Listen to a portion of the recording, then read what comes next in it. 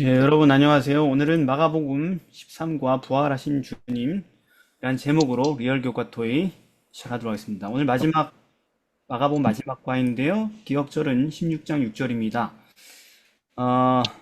조승희 사님 읽어주십시오. 놀라지 말라. 너희가 십자가에 못 박히신 나사렛 예수를 찾는구나. 그가 살아나셨고 여기 계시지 아니하니라 보라. 그를 두었던 곳이니라. 아멘. 음. 자, 오늘은 이제 안식일이 지나갔고요. 다사다난했던 이제 일요일 동이 터오는 시점부터 이야기를 살펴볼 건데요. 일요일입니다. 부활을 기뻐함. 마가복음 16장 1절에서 6절 본문을 좀 보시면서 예수님이 부활하신 날이 정확하게 어느 날이었습니까? 어느 시간쯤이었습니까? 일요일 새벽입니다. 마가복음 16장 9절하고 마태복음에서 근거를 찾을 수가 있는데요. 네, 마가복음 16장 9절에 예수께서 안식 후 첫날 이른 아침에 살아나신 후 이렇게 되어 있어요. 네.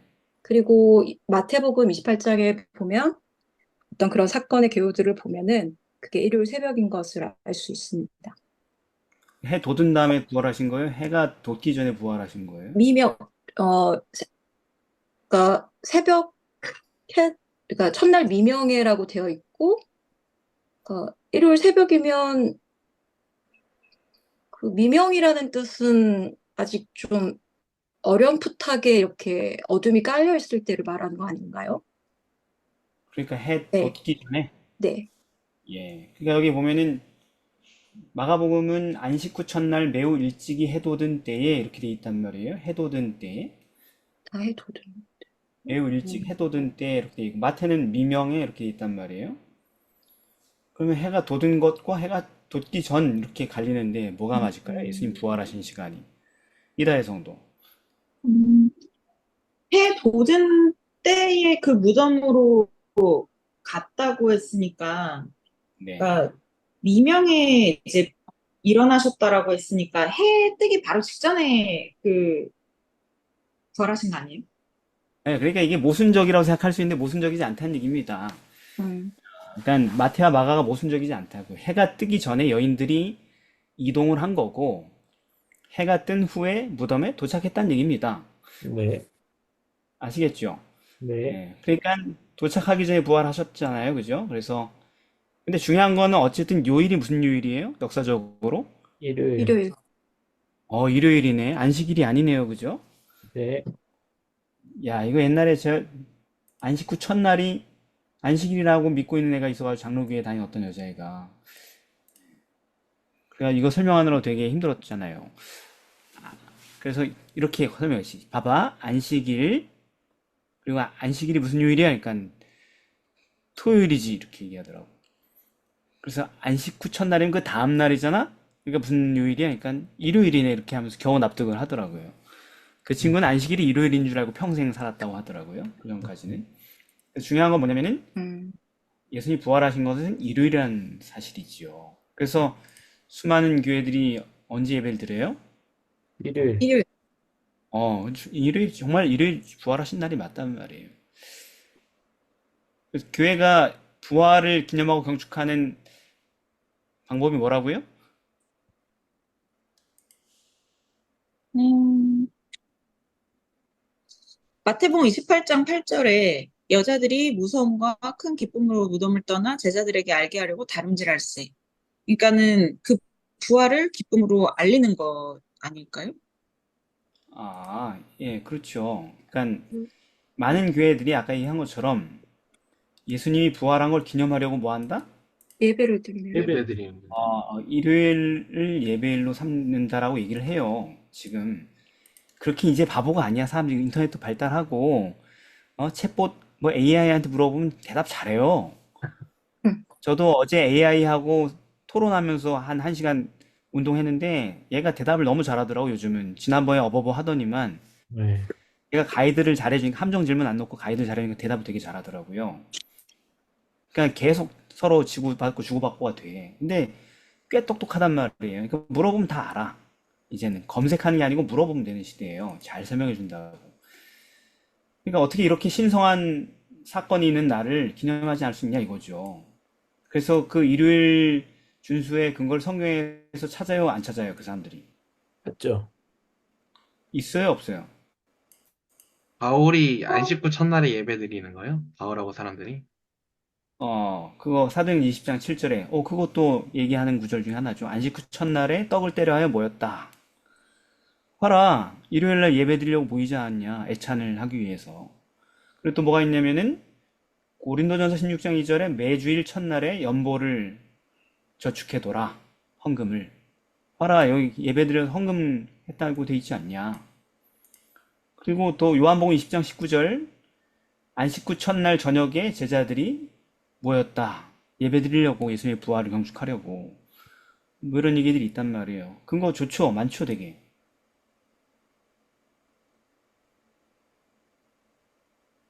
그래서 일요일날 예배를 드려야 된다 하고 넘어가도록 하겠습니다. 그럼 대답들이 없으니까.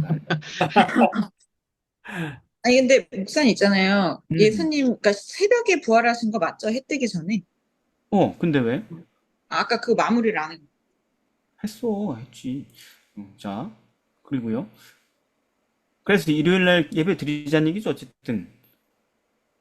오케이. 아니죠. 아니, 그렇게 근데- 떡을, 예. 뭐 떡이 뭐 갑자기 떡 왜요? 아니, 떡을 떼는 거는 평일에도 할 수 있는 거고, 예배일로 지정을 하신 거는 안식일이잖아요. 안식일 계속 기념하라 그랬고, 폐지했다는 말이 없었으니까. 아니, 바울이 일요일날 열심히 떡을 떼면서 그냥 떡만 먹은 게 아니고 말씀을 강론했다잖아요. 말씀 강론을 일요일만 할 수 있는 건 아니잖아요. 아니, 근데 일요일만 할 수 있는 게 아닌데 일요일날 했다잖아요, 여기에. 그러니까 근거가 되지 않냐고. 일요일날 예배를 드려도 되는데, 그게 안식일날 예배를 안 드려도 된다는 것은 아닌 거죠. 그러니까 그러면 안식일날 예배를 드리는 게 맞는데 그건 일요일날 예배 드리면 안 된다는 얘기는 안 된다는 얘기예요? 아니, 일요일날도 예배를 드리는 게 뭐 잘못된 건 아닌데, 그러니까 우리가 일요일날 예배 드린다고요, 우리 교회에서는. 그런데 일요일날을 안식일처럼 생각하고 안식일을 배제한 후에 예배 드리는 건 문제가 있다는 거죠. 어쨌든 바울도 했잖아요. 뭐 바울이 문제 있는 행동한 거 아니잖아요. 아, 바울이 안식일날도 맨날 회당 가서 가르쳤다는 얘기가 성경에 여전히 나오기 때문에. 그건 전도하러 간 거겠죠. 거기 안 가면 전도할 수 없으니까. 그렇긴 아이, 한데 그 바울이 그 예. 사도행전 16장 보면 예. 전도할 사람 없을 때도 13절 보면 안식일에 우리가 기도할 곳이 있을까 하여 나가고 하거든요. 예, 알겠습니다. 감사합니다. 제가 지금 괜히 실갱이해서 미안한데 네. 사도행전 20장 7절에 있는 안식 후 첫날 저녁 때 떡을 떼면서 성경 말씀을 강론했다는 게 무슨 요일일까요? 이거 토요일이잖아요. 안식일. 그러니까 그냥 그거 토요일인데요 하면 넘어가면 되는 거예요. 네, 토요일 일요일이 아닙니다. 저녁이니까. 토요일 밤부터 일요일 저녁 때까지잖아요. 네. 유대인 시대. 안식 첫날에 우리가 떡을 때려 모였다는데 밤중까지 말을 계속했으니까 무슨 밥 먹으러 모인 거예요? 저녁 밥 먹으러 모인 거죠. 그러니까 안식일 지나고 나서 해진 다음에 그게 아직도 토요일이에요. 그러니까 일요일 예배 준수가 되지 않죠. 그죠? 매주일 첫날에 연보를 하지 않게 하라 저축해도 이건 뭐 어떻게 할 거예요? 그래요? 근데 저희 그 교회에 헌금 내려고 할 때 돈 준비하는 걸 그날 아침에 하진 않잖아요. 미리 해두잖아요. 그래요. 좋아요. 이건 연보 뭐냐면 보내는 거니까, 연보는. 안식일날은 수금하고 보내는 거 아니에요, 일요일날? 아니요. 보낸 게 아니고 매주일 첫날에 일요일에 수입을 좀 저축을 해가지고 헌금을 미리 잘 저축해놔서 내가 갈 때 그거 다 한꺼번에 헌금해라 이런 얘기죠. 교회 가서 헌금하라 예배드리라는 얘기가 아니고 일주일에 한 번씩 헌금할 돈을 저축해둬라 이런 얘기죠. 그죠? 예배랑 아무 상관없는 얘기죠. 안식 후 첫날 저녁에 제자들이 모여 있었잖아요. 예수님 죽으신 그때. 네. 그건 뭐예요? 부활을 기념하려고 첫 모임을 가진 거 아니에요? 몇 절이었죠? 요한복음 20장 19절.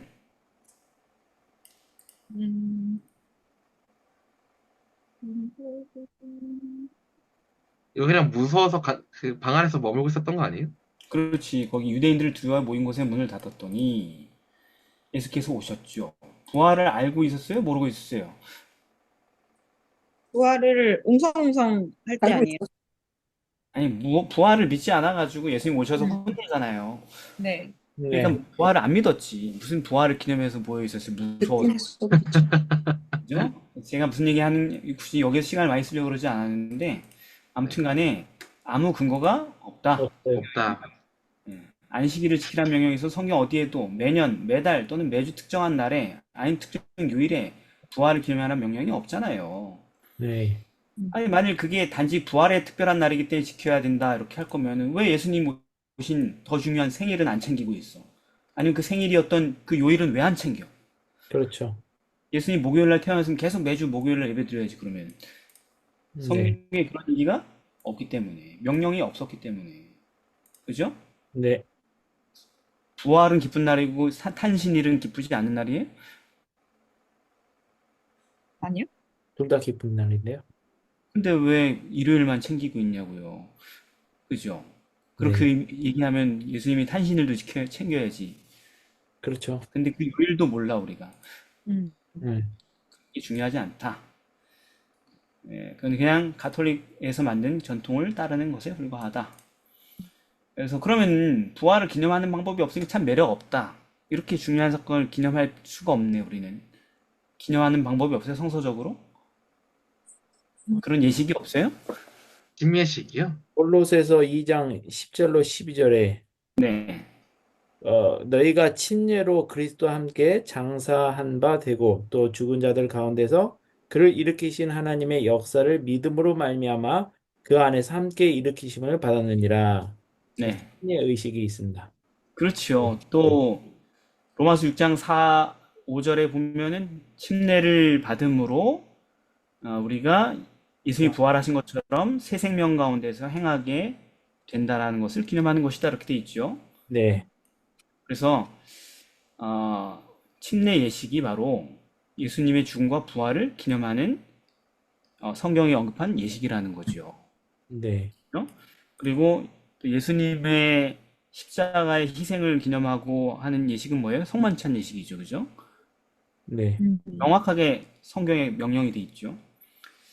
자, 그런데 우린 침례식을 한다 이렇게 얘기하지만 착각하지 말아야 될 게 있어요. 침례식이라는 형식을 진행한다고 해서 부활을 경축할 수가 있나요?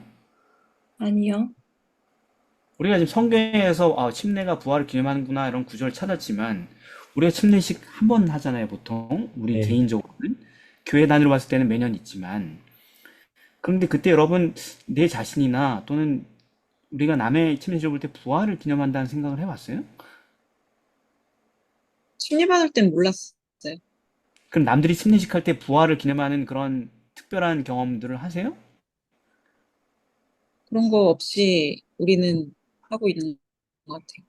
그러니까 형식을 성경에 있는 형식대로 한다고 해서 침례 부활을 경축할 수 있는 건 아니지요. 별 생각 없이 지나갔잖아요, 대부분. 네. 그럼 어떻게 진짜로 부활을 기념하는 것입니까? 우리가 그 침례의 의미처럼 진짜 죄에 대하여 죽고 의를 위해 새 삶을 시작할 때 그게 예수님의 부활을 진정으로 기념하는 방법이라는 거예요. 음. 그리고 아까 우리 다혜가 얘기한 것처럼 그분의 부활을 세상에 만천하에 증거하는 그 행위가 부활을 기념하는 방법이라는 것이죠. 그분이 부활하셨다는 기별을 전하는 게, 그죠? 그 사도들은 큰 권능으로 뭘 증거했어요? 사도행전 4장 33절 주 예수의 부활을 증거했다. 이렇게 써 있는 것이죠. 그런 거 보면은 우리 부활 별로 안 증거한다는 부활을 기념하는 게 별로 없다. 생각해보면, 그죠? 현실적으로. 네. 맞아요. 전도를 해도 부활을 증거한다는 개념으로 전도하는 경우는 거의 없죠. 네. 희한하죠? 자, 그러면은 우리한테 뭐가 이게 지금 문제가 있는 거예요, 그죠?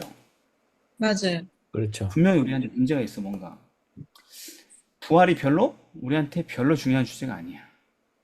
그러니까 죽은 자의 부활은 중요한 주제로 다루지만 예수님의 부활은 별로 우리가 다룬 적이 없다라는 것이죠. 그럼 예수님의 부활이 우리들에게 인생을 좀 이전과는 바꿀 만한 그런 사건이 되는 방법이나 계기가 있다면 뭘까요? 거듭나는 거? 아니, 본문 안에서 찾으세요, 본문 안에서.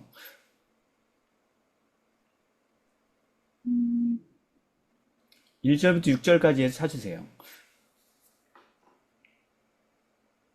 어, 그러니까 그리스도를 믿는다고 말하는 솔직히 신자들조차도 그러니까 인생에서 가장 두려운 게 뭘까 생각해보면 죽음인 것 같아요. 그러니까 죽음 앞에서는 사람들이 그 생각을 하면 되게 두려워하고 그런데 그러니까 우리가 그분의 부활을 정말로 믿는다면 죽음이 두렵지 않고 그리고 예수님이 죄와 죽음에서 이기고 승리하셨던 그 부활의 소식을 진짜로 믿는다면 그러니까 우리가 그러니까 거듭남 그리고 성령의 침례를 통해서 죄와 죽음에서도 똑같이 그분과 같이 승리할 수 있다는 그 베드로전서 1장 3절의 산소망을 가질 때 그럴 때 뒤바뀔 만한 그런 예, 제 질문은 어떻게 그렇게 될 수 있냐는 것입니다. 예, 손 드신 모니터 씨. 네. 네. 그분이 부활하셨다는 것을 찾아가면 될 것 같아요. 뭘 찾아가요? 그러니까 6절 보면 음, 여기 봐봐 부활한 거야 이래식 여기 봐봐 부활했다는 증거가 있다 뭐 이렇게 얘기하잖아요. 그렇죠. 그분이 부활하셨다는 증거라고 해야 될까요? 그거를 하나하나 찾아가고 그분이 부활하셨다는 걸 깨닫는 것이 이지 않을까요? 좋습니다. 그러니까 천사들이 너희들 죽으신 예수님을 찾는구나. 그분은 부활하셨다. 못 믿겠어? 와봐. 그리고 봐. 그분을 두었던 곳이야. 하고 확인을 시키잖아요. 네. 예수님이 부활하셨다는 것을 그들이 직접 확인할 수 있도록 해보는 거잖아요. 그죠? 그리고 나서 그 여자들이 확인을 한 다음에 부활의 증인이 되잖아요. 네. 그러니까 바로 우리 각자 직접 우리가 할 수 있는 모든 방법을 동원해서 예수께서 실제로 정말 부활하신 것인지 그게 분명한 역사적 사건인지 그거를 확인해 보는 게 부활이 정말 우리의 삶을 바꿀 수 있는 어떤 계기가 될 수 있다는 거예요. 음. 확인해 본 적 없잖아요. 평생 거의 다 대부분. 자기 나름의 어떤 추적을 해본 적이 없잖아요. 이게 진짜 실제 일어난 일인지. 사람들이 교회를 다니면서 그런 거 안 하잖아요, 잘. 네. 그죠? 그렇다더라 하고 그냥 받아들이지. 여자들은 그렇게 했습니다. 그리고 그 결과를 뭐라 그래요? 마태와 누가 이렇게 얘기하죠. 마태복음에서는 와서 그의 누우셨던 것을 보라 하니 결국 그 여자들이 무서움과 큰 기쁨으로 무덤을 빨리 떠나 제자들에게 알게 하려고 다름질했다. 이 결과잖아요. 그죠? 확인해 본 결과. 누가복음 24장 8절은 뭐라 그래요? 들어가니 주 예수의 시체가 보이지 아니하더라. 저희가 예수의 말씀을 기억하고. 그죠? 이렇게 직접 확인하고 확증하려고 시도하는 사람들은 예수께서 하신 모든 말씀이 사실이었다는, 역사적으로 사실이었다는 사실을 확인하게 될 수밖에 없다는 것입니다. 그럼 그때부터 그건 내 믿음이 되는 거예요. 진짜 부활에 대한. 이해되셨죠? 네. 네. 뭐 되게 어려운 거 시킨다 이렇게 하는 분들이 있을지 모르겠는데 해볼 수 있는 것입니다. 지금 더 자료가 풍부하고 연구할 수 있는 방법이 많으니까 일반인들에게도. 월요일입니다. 돌이 굴려져 있는데 자, 이제 1절부터 8절까지 다시 내용을 보면은 여러분 예수님의 부활이 기독교 신앙에 있어서 중요합니까? 중요하죠? 얼마나 중요합니까? 바울이 부활에 대해서 말을 하길 부활은 네. 예수님이 하나님의 아들이심을 증명하고 또 부활이 없었다면 우리의 전파하는 것과 믿음도 헛것이라고 한 것처럼 그러니까 기독교 신앙 전체가 무너지는 거죠. 그래서 기독교 신앙의 핵심이라고 할 수 있는 것 같습니다. 그렇죠. 고린도전서 15장에서 바울이 그런 얘기를 하죠. 이거는 정말 중요한 거라고. 부활은 기독교 신앙의 모든 게 달려있는 문제다. 복음의 핵심 메시지이기도 하고요. 십자가를 전했다 이렇게 얘기하지 않고 부활을 전했다 이런 표현이 많이 나온단 말이에요. 물론 거기 십자가도 포함되어 있죠. 만일 그 핵심 메시지인 부활이 거짓말이었다면 다른 것도 아니야. 다른 사람이 아니고 누구? 예수님의 부활이 거짓이라면 기독교가 창조 이야기부터 시작해서 모든 교리를 그대로 간직할지라도 다 무너지는 겁니다. 철저하게. 그리고 그런 종교에는 당연히 뭐가 없어요? 구원이 없겠죠. 네. 그리스도께서 만일 다시 살지 못했으면 우리가 전파하는 건 헛것이고 믿음도 헛것이고 그죠? 네. 그래서 예수님은 로마서 아까 1장 3절 얘기하신 거, 4절 얘기하신 것 같은데, 부활로 하나님의 아들로 인정이 되신 거예요. 네. 부활에 실패했으면 하나님의 아들로 인정이 안 되는 것입니다. 그냥 예수님은 종교 지도자 중에 4대 성인 중에 한 명으로 남았을 거예요. 그러니까 여러분, 기독교를 좀 너무 무너뜨리고 싶은데 너무 방대한 작업을 할 것 같아서 고민이신 분들은 뭐만 하면 되는 거예요? 예수님의 부활이 거짓이라는 것만 증명하면 돼요. 그래요. 시간 낭비할 거 없이 거기만 공략하면 되는 거예요. 얼마나 쉬워요. 사람이 실제로 역사적으로 실존한 인물이었는데 죽으면 살아났다. 완전 뻥이지 뭐. 그것만 파헤치면 되는 거 아니겠어요? 자료도 많아. 그죠? 그렇게 고대 사회도 아니라 가지고. 예. 자, 그렇다면은 그러면 이렇게 예수님의 부활이니 기적이니 뭐 창존 이런 거 안 믿는 사람 되게 많잖아요. 네, 완전 저 거짓말쟁이들 사이비들 이렇게 하면서 많잖아요, 우리한테, 기독교인들한테. 맞아요. 여러분들은 그 부활이 역사적인 사실이라는 것을 입증하실 수 있나요? 그런 합리적인 증거들이 있나요? 성경에서 찾아서 알려줘야죠. 아니, 성경에서 찾아서 알려준다 그러면, 성경이 아, 곧 역사, 전 성경 안 믿는데 이렇게 하면 어떡하지? 그건 모르는 사람, 성경이 곧 역사라는 거를 깨닫게 해줘야죠. 에휴, 무슨 역사책에 무슨 바다 갈라지고 무슨 뭐 하늘에 불이 내려오고 막 그래요. 아니, 진짜 어떤 사람들은 예수님이 네. 진짜 실제로 있었던 역사적인 인물이야? 이렇게 묻는 사람도 있어요. 그 정도로 이게 성경이 역사적으로 얼마나 역사적인 근거에 둔 어떤 그런 책인지를 모르고 하는 사람들도 있죠. 아니, 그렇지만, 성경의 영감을 안 믿는 사람들에게도 좀 우리가 제시할 만한 합리적인 증거들이 아, 있냐고요, 그런 증거들이. 저, 역사적으로 있습니다. 살아나셨다라는 걸 증명이 가능한데, 실제로 예수님이 40일간 살아계시면서 예수님을 봤던 사람들이 되게 많고, 뭐, 예를 들어, 뭐, 사도행전 사건 같은 경우에는 로마 군인들도 그 부활을 목격을 했고, 사도행전 1장 3절에.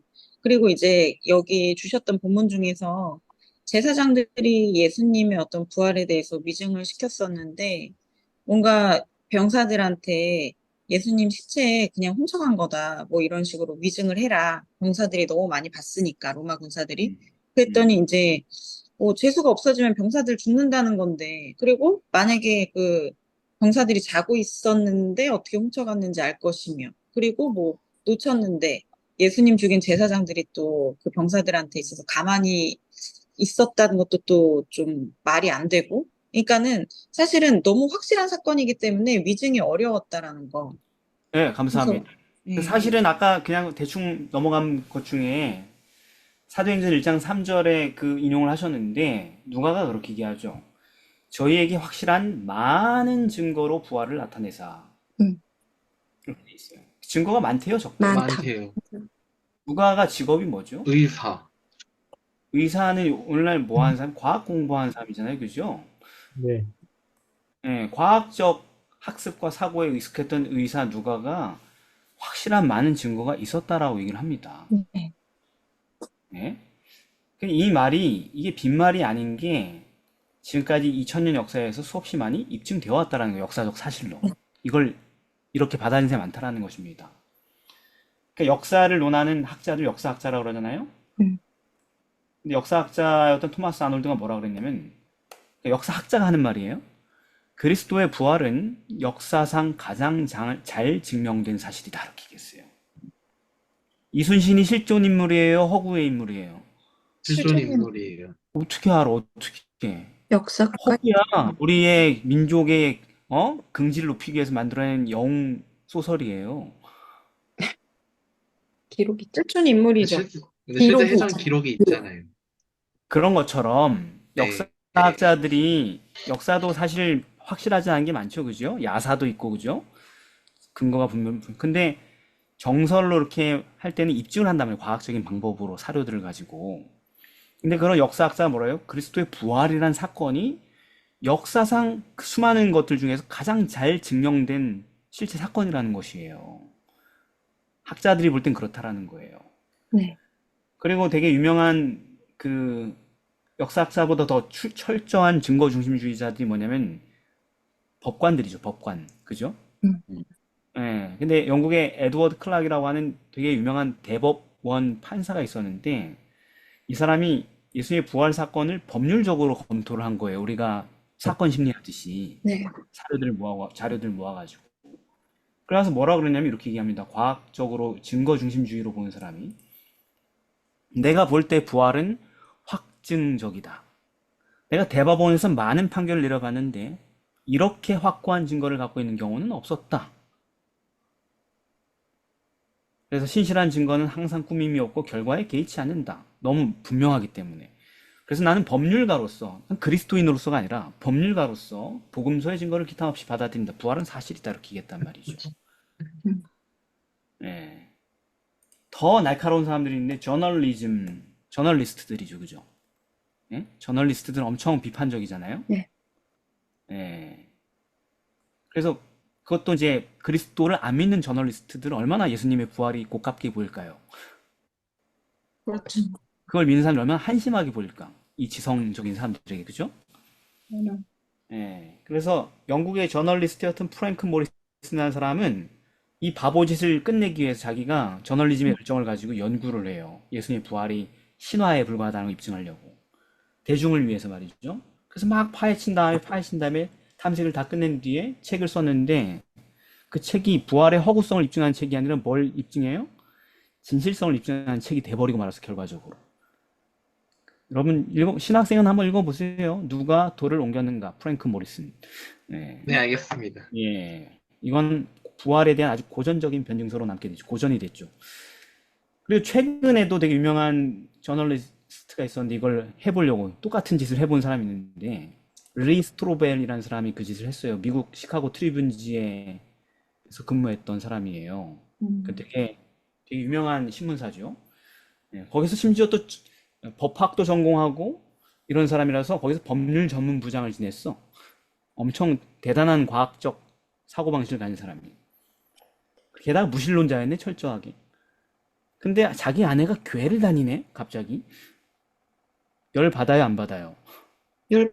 열받죠. 내가 무신론자고 철저한 과학으로 무장된 저널리스트인데, 유명한. 아내가 저 미신 같은 저기 교회를 다니기 시작하는데, 가만둬야 돼요? 설득을 해야 돼요? 설득해야죠. 아, 그래, 설득한다고 부활의 허구성을 자기 인생을 다 걸고, 자기 학문을 다 걸고, 발품을 팔으면서 세계 수십 명의 최고의 석학들을 만나면서 인터뷰하면서 검증을 하기 시작했는데 2년의 연구 끝에 뭐라 그랬냐면 결국 그리스도인이 돼버렸어. 웃기죠, 그죠? 그래서 이 책이 편찬이 되었고 최근 이제 몇 년 전에는 우리나라에도 영화로 개봉됐죠. 뭔지 아세요, 여러분? 관심이 없어. 역시 부활에는 관심이 없어, 우리가.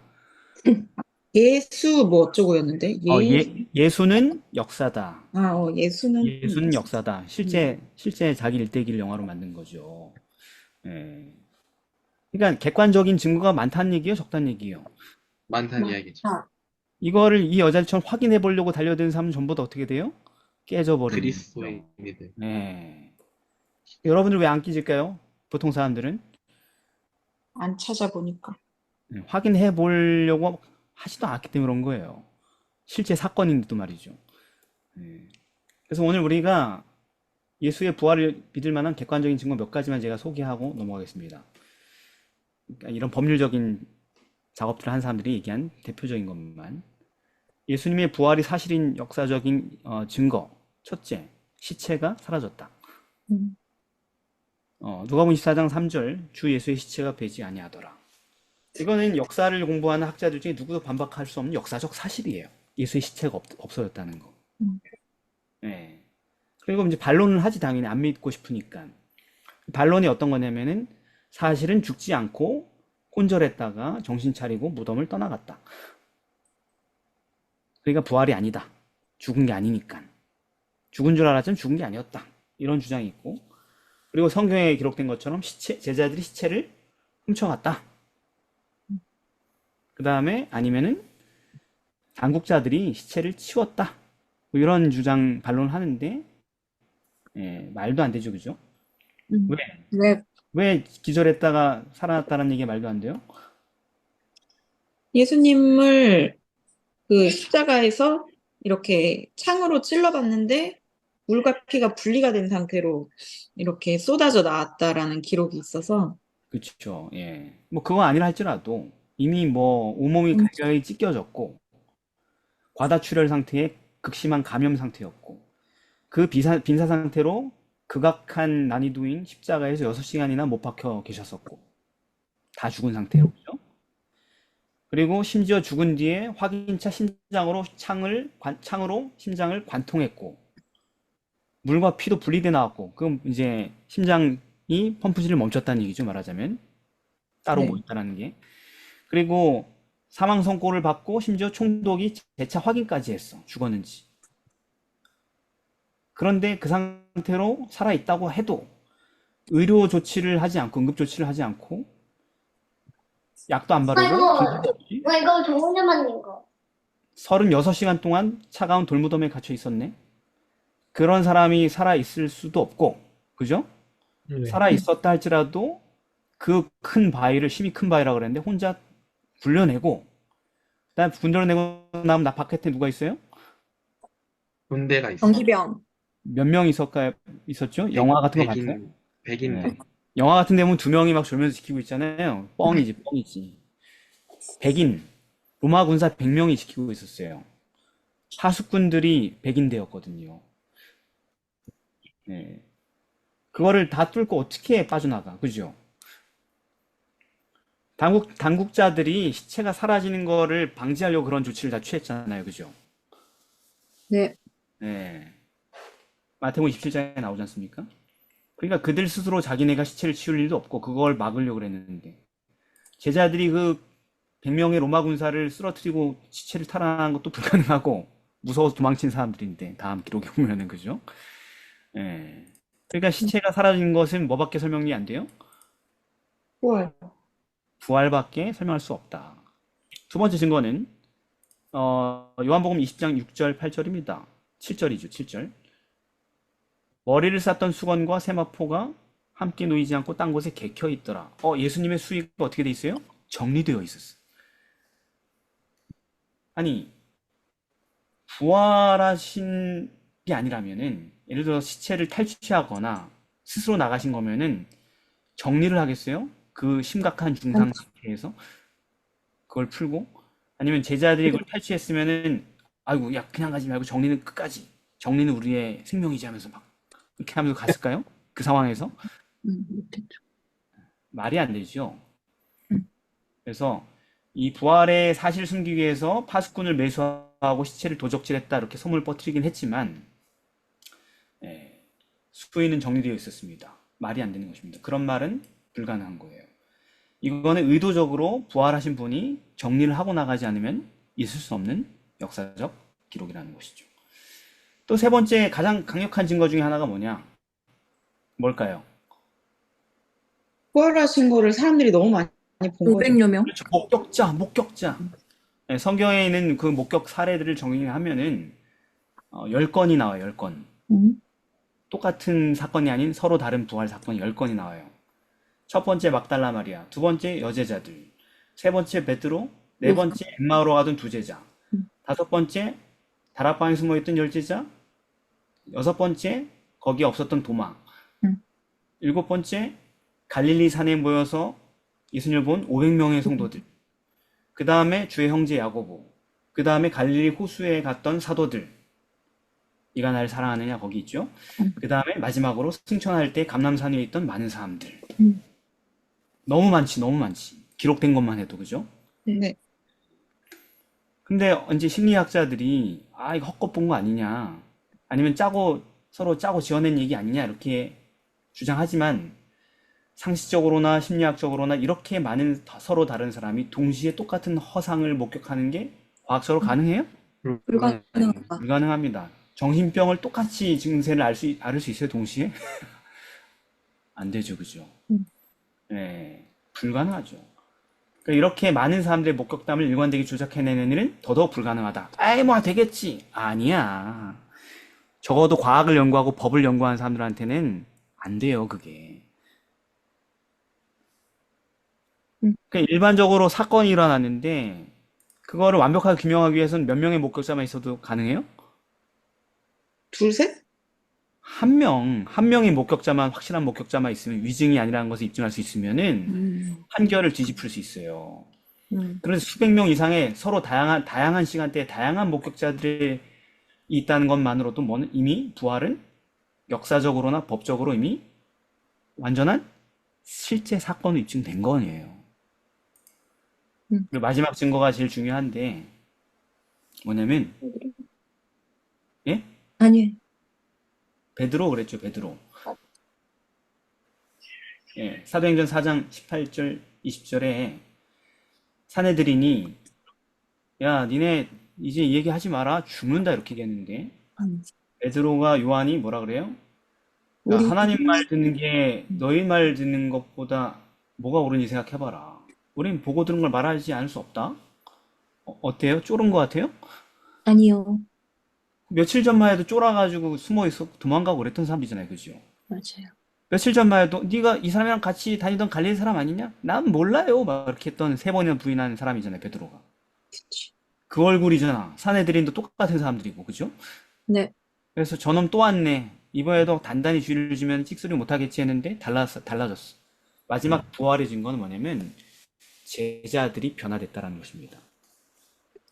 뭘 기준으로? 부활 사건의 기준으로. 예, 예수님이 죽음과 부활 전후 전혀 다른 사람이 됐다라는 거예요. 음. 예수님이 부활하기 전에는 늘 다투고 불평하고 무소하고 불완전했지만 예수님이 부활한 후에는 겸손하고 온유하고 서로 사랑하고 음. 예수님이 죽기 전에는 폭도들에게 그분을 내어주고 도망간 배신자들이었지만 부활 후에는 다 순교자로 자기의 역사의 삶을 마감해요. 음. 어떤 사람은 십자가에 거꾸로 못 박히고 어떤 사람은 칼에 목이 잘리고 어떤 사람은 끓는 기름에 던져졌습니다. 아니요 모르는데 부인하면 되는데 어떻게 이렇게 될 수 있냐는 것이죠. 뭐가 그렇게 바꿀 수 있냐는 것이죠. 사람을 이렇게까지. 우리 안 바뀌잖아요, 잘. 네. 뭐밖에 없어요? 예수님. 예수님의 부활밖에 다른 이유로는 설명이 불가능하다. 그래서 이게 제일 대표적인 건데 시체가 사라졌고 수위가 정리되어 있었고 다수의 목격자들이 있었고 제자들의 삶이 완전히 변화했다. 그래서 부활은 역사적으로 실제 사건이었다라고 입증할 수 있다는 것입니다. 화요일입니다. 무덤을 찾은 여인들. 자, 다시 1절부터 8절까지 좀 자세히 보겠습니다. 다른 복음서들을 참고해서 무덤을 찾아온 이 여인들 이야기가 나오지 않습니까? 이 사람들 경험 좀 구체적으로 우리가 정리를 해볼 필요가 있는데요. 맨 뒤에 보면 그 사람들이 이제 향품 때문에 왔다가 이제 무덤이 뭔가 이렇게 무덤이 열려 있고 천사들을 만나고 예수님 시체가 없는 것을 목격하고 그리고 무덤에서 떠나죠. 그럼 마지막에 8절에 뭐라고 써 있습니까? 여자들이 아무에게도 아무 말도 하지 못했다. 무서워. 네. 힘이 놀라 떨며. 정말 이 사람이 이렇게 된 걸까요? 아무에게도 아무 말도 하지 못했나요? 아니요. 이런 경험을 하면서? 왜 성경에 이렇게 써 있는데 왜 아니라고 하십니까? 맞아요. 그때는 처음엔 그렇게 했을지 몰라도 네. 마가복음 16장 20절에 보면 그 침묵이 그렇게 오래가지 않았다는 걸 확인할 수 있는데 뭐라고 되어 있냐면 그들이 나아가서 모든 곳에서 복음을 선포하매라고 이렇게 써 있습니다. 그래서 비록 아니, 잘렸지만 죄송합니다만 그들이 나가서 몇 절? 모든 곳에서 복음을 선포하매 20절. 그들에 포함되어 있지 않나요? 그게? 제자들이 나가 이렇게 돼 있는데 여기서 흐름은 네. 예수님이 12제자들 얘기잖아요. 14절부터 네. 해가지고. 그러니까 여자들은 어쨌든 12제자들이 이렇게 하기 전까지는 아무 말도 못했다는 얘기 맞죠? 그러니까. 아니, 아니죠. 누가복음 24장을 보면은 얘기 잘 한 것 같아요. 그래서 1번 질문. 그 여인들의 경험을 구체적으로 살펴보는 게 먼저인 것 같습니다. 예, 교과 저자가 사모님처럼 얘기했죠? 맞아요. 땡. 땡이요. 그러니까 교과 책을 너무 믿지 마시고 성경책을 잘 보셔야 된다는 얘기예요. 교과 저자는 뭐라 그랬냐? 사모님처럼 얘기했어. 놀라움에 무덤에 도망쳤고 적어도 처음에는 무슨 일이 일어나는지 아무한테 얘기 안 했다. 침묵 오래가지 않았다 하면 마지막 때는 결국은 어쨌든 세상에 복음 전했다 결론 내리잖아요, 그죠? 네. 그래서 이 여자들이 처음엔 너무 무서워 제자들에게도 아무 말도 못하다가 나중에는 함께 복음 전했다 이렇게 얘기하는데 이건 성경상 잘못된 해석으로 보입니다. 근데 어, 이게 무서워 8절에 이렇게 말씀이 있는 거를 어떻게 그럼 어떤 근거로 틀렸다고 알 수 있을까요? 아니, 성경에 있는 엠마오로 근거로. 엠마오로 걸어가는 제자들이 여자들한테 부활했다는 소식 들었다고 예수님한테 상담하고 있던데요. 아, 그건 좀 정확한 표현이 아니고 네, 그건 얘기하겠습니다. 네. 사도행전 18장 8, 9절 똑같은 얘기잖아요. 그 여자들이 무서움과 큰 기쁨으로 여기 큰 기쁨도 있네. 네. 부활을 빨리 떠나 아무 말도 안 한 게 아니라 제자들에게 알게 하려고 달려갔대요. 네. 제자들한테 알게 하려고 달려간 사람들이 아무 말도 못했을까요? 무서워서? 아니요. 큰 기쁨으로 달려갔는데? 저는 또 이런 시간적인 아주 막간의 간격이 서로 사이에 일어난 일이지만 어떤 그런 살짝의 간격을 이렇게 아, 예, 그것까지 예. 그렇게 생각할 수 있지만 성경은 그렇게 얘기하지 않습니다. 그 여자들은 분명 마태복음에 따르면 겁에 단순히 찔려 도망한 게 아니고 처음부터 천사의 지시대로 제자들이 알게 하려고 급히 달려갔다고 써 있어요. 마태의 이 표현에 의하면 마가복음과 같이 비교했을 때 이 여인들은 양가 감정을 갖고 있었던 거예요. 양가 감정이란 말 들어봤습니까, 여러분? 네, 네. 어떤 것에 대해 동시에 상충되는 반응이나 행동이나 생각을 양가 감정이라고 그러잖아요. 네. 난 네가 무섭지만 너무 좋아, 뭐 이런 거 말이죠. 음. 근데 마가복음에서는 도망하고 무서워하여만 써 있지만 심히 놀라 떨며 그지? 네. 근데 마태복음에 큰 기쁨이라고 써 있어요. 기뻤대요. 어. 기뻤는데 어떻게 말을 안 해? 그것은 이미 마가가 언급한 두려움과 아울러 큰 기쁨, 양가 감정인 거예요. 네. 두려웠던 것은 초자연적 현상 앞에서 느끼는 두려움이었고, 기뻤던 것은 주님께서 부활했다는 그 소식에 기뻤던 것입니다. 그런데 달려가긴 했는데 막상 제자들 보니 아무 말도 할 수 없었어요. 무서워서? 아니, 그건 아니에요. 하는데 그렇지 않아요. 그래서 누가가 다시 달려간 그 결과에 대해서 이렇게 정확하게 기록했습니다. 24장 8절 10절 저희가 예수의 말씀을 기억하고 무덤에서 돌아가 이 모든 것을 열한 사도와 다른 모든 이에게 고하니 말했잖아요. 가자마자. 마가복음은 이해가 안 되는데, 근데. 근데 그러니까 그런 거 아니에요? 말을 그 주셨던 본문에서 보니까 그 마가복음 1장 44절에서도 보면은 뭐 가라사대 상가 아무에게도 아무 말도 하지 말고 내 몸을 제사장에게 보이고 내 깨끗하게 됨을 뭐 모세에 명한 것을 들어 저에게 증거하라 하셨더니라고 했으니까 이게 이제 이 사람들은 아무한테도 말을 하지 말라라고 한 게 두려워서 말을 안 한 게 아니고 그냥 예수님이 이 제사장들에게 편견 없이 이것이 전달되게 하기 위해서 말을 안 했던 거니까, 그러니까 아무 말도 못했다라는 것이 그냥 함부로 아무한테나 막 말하지 않았다는 거고, 목적 있게 제자들에게 알리러 갔다는 거 아니에요? 여자들한테만? 빙고 됐습니다. 예. 저도 이 부분에 대해서 예. 이제 생각되는 부분이 있거든요. 뭐냐면은 너무 기뻐가지고 이 기쁜 소식을 해야 될 사람한테 가서 먼저 전달해주고 싶은 그 마음이 있는 거예요. 네. 그러니까 이제 만나는 사람한테 다 얘기하는 게 아니고 그 사람한테 빨리 전해주고 싶어가지고 그 가는 그 마음인 거죠, 지금. 그러니까 제자들 외에는 제자들 말고 다른 사람들한테는 말하지 못하고. 네, 감사합니다. 네, 여러분들이 이미 알겠습니다. 답을 다 찾았어요. 음. 마가의 기록은 그럼 보수나 이해가 돼요. 오류가 아니라는 거예요. 음흠. 이런 표현에 담긴 마가의 의도를 마가의 다른 글에서 찾아볼 수 있으니까. 아무에게도 아무 말도 하지 않았다라는 표현이 나오니까. 마가복음 1장 44절 삼가 가라사대 아무에게도 아무 말도 하지 말고 가서 내 몸을 제사장에 보이고. 예수님의 명령은 앞선 말씀하고 동일한 표현이에요. 여기서 아무에게도 아무 말도 하지 말라는 것은 제사장 외의 사람들에게 이 사실을 알리지 말라는 말씀이지요. 제사장에게 바로 가라는 얘기지요. 네. 중간에 누군가에게 소식을 공유하지 말고.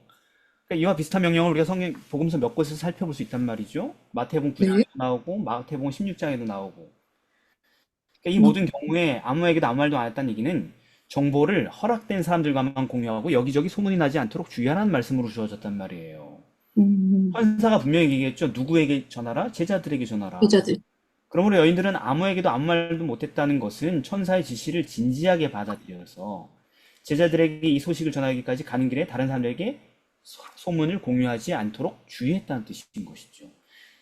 만일 길에서 그 소식을 공개적으로 떠들고 다녔으면 어떤 방해가 또 일어날지 알 수 없는 상황이었잖아요. 그쵸? 예. 오, 그죠? 마가복음 본문 대단하신데요? 안에 천사의 지시사항이 나와 있잖아요, 같이. 그죠? 오, 이거 와, 되게 그래서, 교과 완전 옳은데? 아니, 교과 오류인 거에 대해서 지난 우리 얘기했잖아요. 교과가 실수할 수 있다. 근데 그것 때문에, 교과 실망이 이러지 말자. 우리. 알겠지? 아, 네, 네. 왜냐면은, 저보고 교과책을 쓰라고 제가 실수할 수 있겠죠, 당연히. 그럼요. 근데 제가 좀 실수했다고, 이 사람 영감 하나도 없네. 뭐 이러면서 막, 그렇게 하면 되게 상처받겠죠, 교과 저자들. 아니, 교과 저자들이 이렇게 잘 만들어놨으니까 우리 이렇게 음. 쉽게 공부한다. 얘기했죠. 감사하자. 그죠? 음, 네. 자, 됐어요. 술. 마리아와 다른 이들에게 보이신. 자, 이제 마가복음 16장 9절부터 후반부를 좀 우리가 보겠습니다. 14절까지. 자, 부활하신 예수님을 목격한 사람들을 사건 순서대로 좀 우리가 재배치를 해볼 필요가 있어요. 네. 가장 먼저 만난 사람이 누구죠? 부활하신 예수님을. 막달라 마리아. 부활하신 예수님을 만난 거는 여인들이었어요. 또 갈리네. 네. 어떻게. 그러니까 이게 예. 왜 그러냐면 이 재배치를 하는 거를 예전에 목사님이랑 이제 우리가 다 같이 소그룹에서 배웠던 건데 예. 마태복음 28장 8절에서 9절을 재해석할 때 다시 사건의 순서를 재배치할 수 있는 근거를 거기서 발견할 수 있는 건데요. 예, 그래서 순서는 그래서 순서가 막달라 마리아가 처음 시체가 사라진 것을 확인했지 부활을 증언한 건 아니었고 그 다음에 28장 8절에 부활에 대한 첫 번째 증언을 하는 그 여자들이 무서움과 큰 기쁨으로 빨리 무덤을 떠나 제자를 알리러 갔고 네. 그 다음에 그 증언을 들은 제자 두어 사람이 무덤에 가서 확인을 했어요. 그런 다음에 8장에서 9절 사이에 생략된 그 시간 안에 그러니까 그건 목사님 설명해 주실 거라 생각하고 마리아의 부활에 대한 두 번째 증언이 있었던 겁니다. 그 시간 사이에. 예. 그래서 마리아가 두 번째 무덤으로 가서 예수님을 직접 뵌 후에 그리고 마태복음 28장 9절에서 그 여인들이 두 번째 예수님을 직접 만나고 그러니까 10절에 이제 마태복음 10절에서 지시하신 것 그러니까 제자들에게 가서 전하라고 그래서 그 지시하신 것을 그러니까 부활에 대한 증언으로는 이게 곧 세 번째 증언이 되는 거죠. 그래서 이렇게 순서가 재배치할 수 있습니다. 예, 너무 잘 해주셨는데 약간 미세하게 저랑 어긋나는 부분이 있어서 좀 조정을 하겠습니다. 네. 예. 여기 그 부활하신 예수님을 목격한 사람들을 사건 순서대로 재배치하라 그랬으니까 네. 부활의 소식을 가장 먼저 전하는 사람이 아니고 그래서 네. 9절에 보면 누구에게 가장 먼저 보이셨대요? 막달라 마리아. 부활하신 예수님을 가장 먼저 만난 건 누구다? 막달라? 마리아. 마리아. 예. 그리고 그러니까 마리아가 가장 먼저 무덤에 도착한 사람이었고 시체가 네. 사라진 것을 알고 제자들에게 갔습니다. 요한복음 20장 1절에 10절에 나와요, 그 얘기가. 그래서 제자들이 마리아를 따라서 시체가 없어진 것을 확인하러 베드로와 요한이 달려가는 거죠. 근데 부활한 뒤에 못 보고 빈 무덤만 보죠. 근데 마리아가 그 제자들에게 달려간 뒤에 누가 도착했어요? 무덤에 여자들이 도착한 거예요.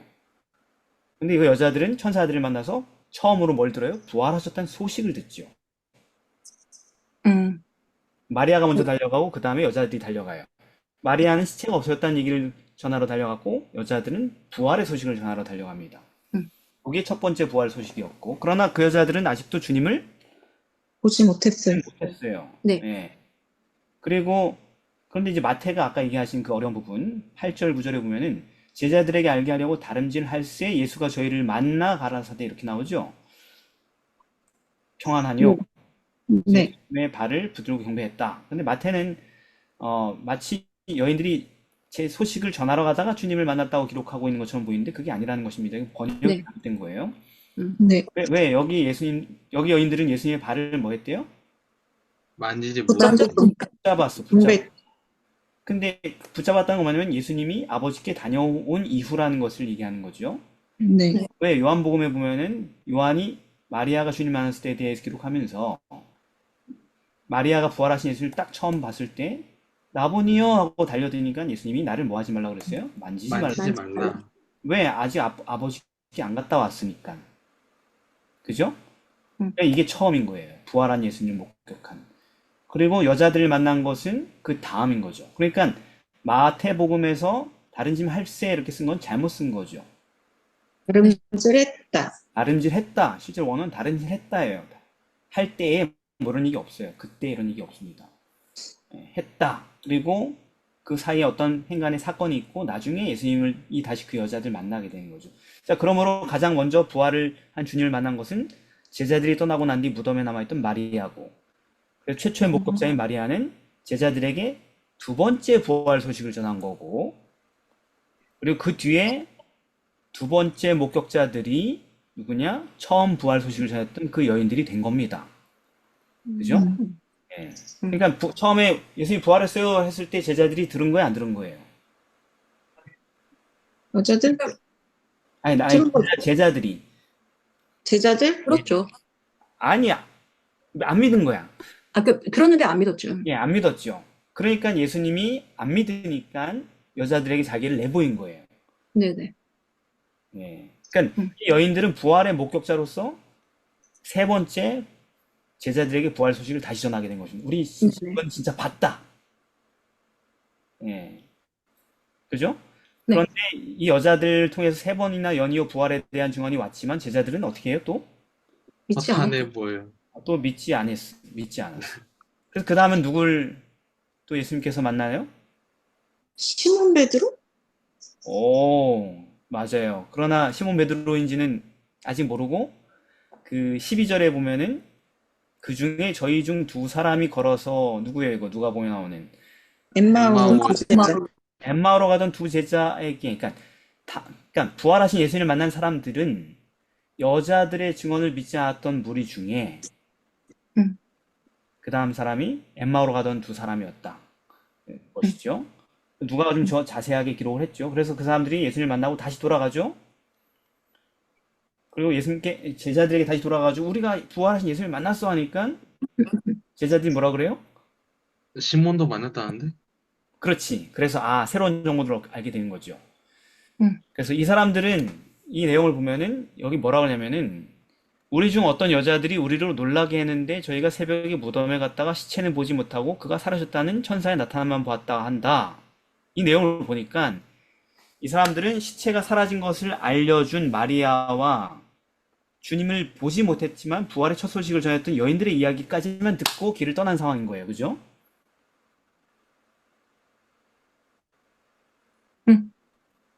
그냥 넘어갈게요. 나중에 네, 맞아요. 맞아요. 들으세요.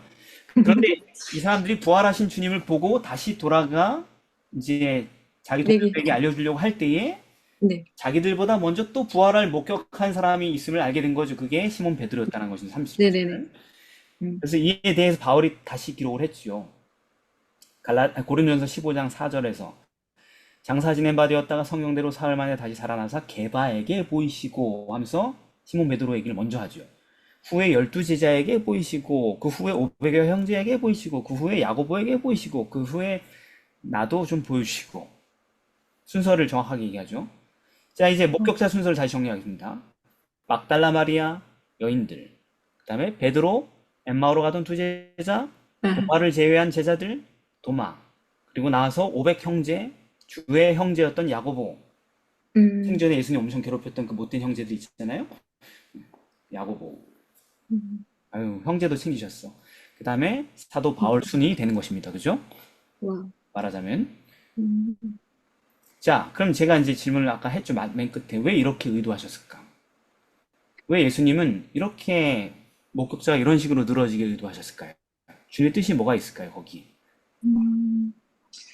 일단은 가장 급히 예수님을 보고 싶어 했던 사람, 마리아 같은, 아니면은 또는 이제 죄책감에 엄청나게 시달리고 있었던 금쪽의 베드로, 이런 사람들한테 먼저 나타나셔서 이제 평안을 주셨던 것 같고, 그리고 이제 뭐 이런 여자들의 증언이라든지, 이런 마리아의 증언이라든지, 두 제자의 증언이라든지, 이런 증언들을 통해서 제자들이 예수님을 믿는 그 믿음을 발전할 수 있는 시간을 또 주시기 위해서. 왜냐면 다 각자 그 믿음이 다르기 때문에. 뭐 도마는 도마대로, 제자들은 제자대로대로. 그러니까 약간 우리한테도 사실은 우리도 부활을, 예수님의 부활을 이렇게 전에 듣거나 역사적 사료를 찾아봐야 되거나 이런 식으로 예수님의 부활에 대해서 접근을 해야 될 텐데, 우리도 그 믿음을 키우는 거나 아니면 믿지 못하는 상태가 되는 우리 후대 사람들을 위해서 그래서 이런 절차들을 일부러 만드신 게 아닌가. 예, 맞습니다. 예, 저 이렇게 사실, 네, 예, 죄송해요. 예. 사모님? 개인적인 예, 느낌은요, 예. 이렇게까지 자세한 스토리가 이렇게 전개되는 걸 제가 이렇게 보면서, 내가 진짜 그때 상황이 그러니까 있지 않았던 사람? 그러니까 즉, 보지 못하고 믿어야 하는 내가 나한테 진짜 이게 확실한 증거가 되는 것 같다. 그러니까 정말 믿게 하시려고 이렇게 해주시는 것 같아가지고, 그런 예, 개인적인 그런 생각을 했습니다. 예, 감사합니다. 그러니까 이게 순차적으로 노출하신 이유가 뭐냐? 간단합니다. 예수님은 그들이 자신이 직접 부활하신 주님을 내가 보고 만지고 그래서 믿는 것이 아니라 음, 목격자들의 증언을 통해서 성경의 예언이 성취된 것과 그 부활을 믿게 되길 바라신 거죠. 그게 믿음인 거예요. 네. 그게 쉽지가 않았어요. 해보니. 그들은 여자들의 증언을 믿지 않았습니다. 그리고 엠마오의 제자들이나 다른 사도들의 증언도 쉽게 받아들이지 않았어요. 계속 순차적으로. 그죠? 네. 그래서 결국 직접 몹을 나타내셔야 됐고 뭐라고 하셨냐면 믿음 없음과 완악함이라고 얘기하시면서 심하게 책망하셨어요. 음, 그렇지 않습니까? 그죠? 마가복음에 써 있잖아요. 14절에 저희의 믿음 없는 것과 마음이 완악한 것을 꾸짖으셨다. 이는 자기의 살아나는 것을 본 자들의 말을 믿지 아니함이라. 복음은 이렇게 전달되거든. 그게 그분의 복음 사역의 핵심이거든요. 증인들의 말을 전해 들으면서 그 믿음이 확립되고 전파되고 하는 것이 하나님께서 생각하신 거란 말이에요. 그 중에서 가장 독보적인 사람이 누구였어요? 도마요? 예, 주부들의 유일한 친구 도마. 음. 도마의 고집이 가장 대표적인데 그가 이렇게 말했죠.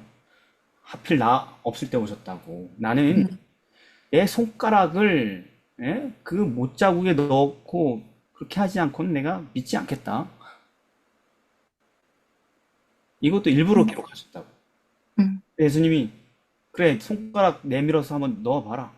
그래서 믿음 없는 자가 되지 말고 믿는 자가 되라. 이렇게 하시죠. 근데 도마가 넣어봤어요? 안 넣어봤어요? 안 넣어봤겠죠. 도저히, 예, 그게 책망이었거든요. 음, 책망 듣고 회개하죠.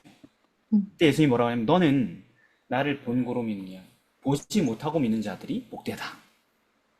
그분을 보지 못하고 믿게 하는 것이 복음 사역의 핵심이에요. 음, 뭘 통해서? 말씀을 통하여서, 증언을 통하여서. 그 복음은 부활하신 주님을 보여줌으로 믿게 되는 게 아니라 그분을 본 자들의 증언과 하나님의 예언의 말씀들 그런 것을 통하여서 그게 전해짐으로 보지 못하고도 믿는 자들을 구원하는 방식으로 역사할 것이기 때문에 그렇게 하신 것입니다. 음, 이게 바로 사람이 하나님의 말씀을 믿음으로 말미암아 구원을 받는 핵심 원리가 될 것이기 때문에 그래요. 믿음은 바라는 것들의 실상이고 보지 못하는 것들의 뭐다? 증거다라고 얘기했어요. 그래서 우리 선진들은 다 이걸로 증거를 얻었다라는 것입니다. 창조를 봤어요, 누가? 창조 본 사람, 목격자. 없어요. 없지요. 네. 그러나 믿음으로 모든 세계가 하나님의 말씀으로 지어진 줄 우리가 아나니. 그러니까 진정한 믿음은 우리의 경험 위에 세워지는 게 아니라 하나님의 말씀과 이성적, 합리적 판단 위에만 세워질 수 있다는 것이에요. 경험은 거기에 따라오는 거고. 예수님이 얘기하시잖아요. 생전에도. 진짜 질이 멸렬하게 싸웠던 싸움이죠. 너희는 표적과 기사를 보지 못하면 도무지 믿지 아니하느니라. 요한복음 4장 48절. 보여봐, 믿을게. 심지어 언제까지도? 십자가에 달려 돌아가실 때까지도. 내려와봐, 믿을게. 그건 뭐가 아니다? 믿음이 믿음이 아니다. 그건 뭐냐면 굴복이에요, 굴복. 아시겠어요? 네. 네. 그래서 예수님이 이렇게 얘기했습니다. 나사로 이야기를 하면서 아브라함이 가로되 저희에게 모세와 선지자들이 있으니 그들에게 들을지니라. 그렇지 않습니다. 아버지 아브라함이여 만일 죽은 자에게서 저에게 가는 자가 있으면 회개할 것입니다. 보여주면 믿을 겁니다. 가로되 모세와 선지자들에게 듣지 아니하면 비록 죽은 자 가운데서 살아난 자가 있을지라도 권함을 받지 아니하리라. 그건 믿음이 아니다. 하나님의 말씀에 근거하여서 믿지 않으면 그건 믿음이 아니다. 라고 얘기하신 것입니다. 자, 마지막입니다. 목요일입니다. 가라, 온 세상을 향해. 예, 이제 마지막 14절에서 20절까지의 마지막 말씀들을 보면서 우리 마지막 이야기를 하도록 하겠습니다. 마침내 제자들 앞에 모습을 드러내신 주님께서 주신 말씀은 무엇입니까? 그 순서의 의미를 한번 생각해 보시길 바랍니다.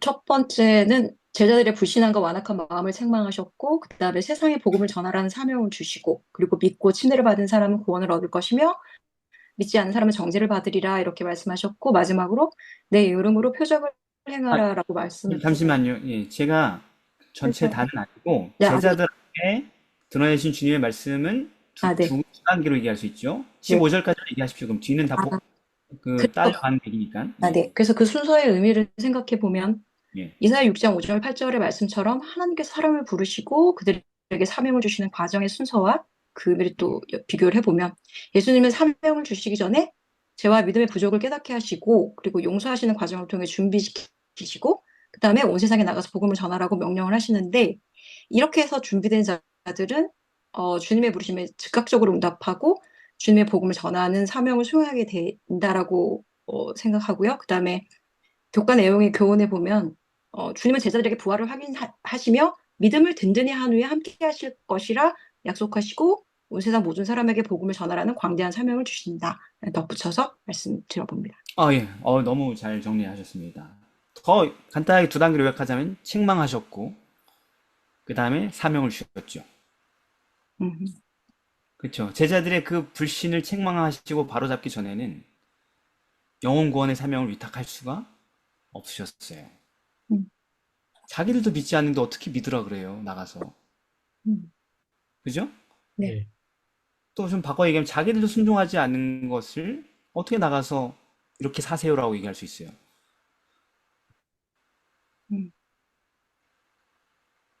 네. 왜냐하면 그 사명은 오직 예수님을 통해 구원 얻는 경험과 거기에 대한 확고한 믿음을 가진 사람들만 할 수 있는 사업이거든요. 전도가 잘 안 되죠? 전도가 안 되는 이유가 있어요. 맞아요. 자기 문제가 해결되지 않기 때문에 전도가 안 되는 거예요. 네. 즉 사명 수행이 실행되려면 그것보다 먼저 철저한 회개가 있어야 되는 거예요. 근데 회개가 이루어지지 않은 사람에게 나가 전도하시오 한다고 되지 않는 겁니다. 네. 예수님과 3년이나 동행한 선택받은 사도들도 그랬다면 지금 오늘날 우리의 교회는 더 그렇지 않을까요? 우리가 더 우월한가요? 그 사람들보다? 제자들에게 책망의 기별이 필요했어요? 안 필요했어요? 필요했습니다. 네. 그럼 우리한테는 얼만큼 더 필요할까요? 더 많이. 예수님의 비유 가운데 소경이 소경을 인도할 수 있느냐 이렇게 하셨죠. 어떻대요? 같이 못한다. 물에 빠진 분. 그래도 뭐 만에 하나 가능성 있지 않을까요? 적당하게 우연이라도 지뢰밭을 통과할 수 있지 않을까요? 전혀 안 될 것 같습니다. 소경은 소경을 인도할 수가 없어요. 소경이 뭐냐면 자기 눈에 들보가 박혀 있는 사람 소경이라고 그러죠. 다른 비유에서. 그죠? 들보를 먼저 빼는 놀라운 경험을 한 사람만이 다른 사람들의 눈에서 티를 빼는 걸 도와줄 수 있게 되죠. 비로소. 네. 지 눈에 들보가 박혀 있는데 어떻게 남의 눈에 티를 뺄 수 있는 그 작업을 하겠어요. 그죠? 네. 자기 눈에 들보를 먼저 뺀 사람만이 할 수 있다고요. 그 사업은. 그러므로 오늘날 교회들이 복음 사명을 정말로 수행하게 되려면 전도하자, 전도하자 이렇게 캠페인회가 되는 게 아니고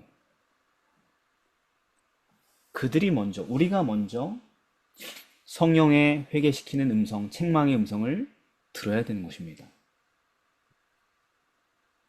성령께서 무슨 일을 하신다고요? 요한복음 16장 8, 9절에 그가 와서 제일 처음에 하는 게 뭐예요?